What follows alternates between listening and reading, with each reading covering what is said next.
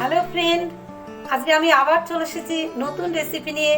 আজকে আমার পাবদা মাছের ঝাল সর্ষের পোস্ত দিয়ে। তার আগে আপনারা আমাকে লাইক করুন, শেয়ার করুন, সাবস্ক্রাইব করুন, অনেক ভালোবাসা দিন। চলুন দেখে আসি আজকে আমাদের রেসিপি।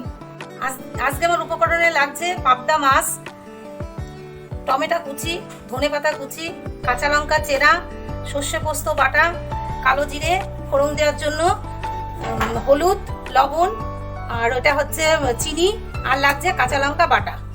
আমি সম্পূর্ণ সর্ষের তেলে করব। আমি আগে মাছটা ভেজে নেব।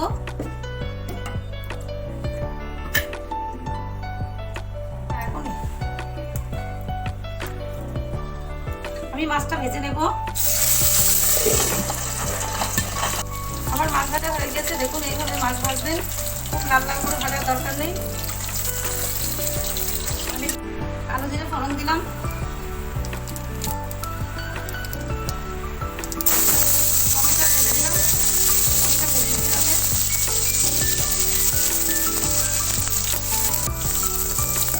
আপনি বলি সর্ষে পোস্ত আমি পেস্ট করে রেখে দিয়েছি, আপনারা ছেড়ে দেবেন। ভালোভাবে সর্ষে পোস্ত দিয়ে দিলাম। একটু পাতলা হবে ঠিকই, কিন্তু পরে ঠিক হয়ে যাবে। লবণ দিলাম, হলুদ দিলাম,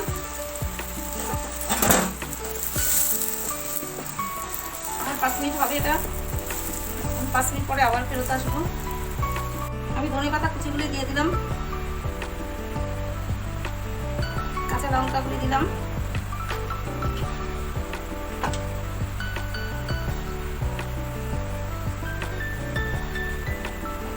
কাঁচা লঙ্কা বাটা দিলাম 1 চামচ। আপনারা আপনাদের স্বাদ মতন দেবেন। সামান্য চিনি দিলাম, চিনি না দিলেও হয়, আমি দিলাম।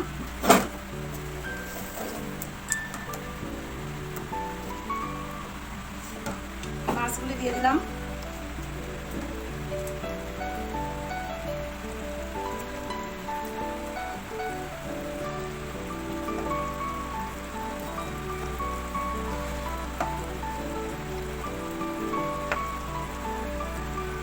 লো ফ্লেমে খানিক হবে।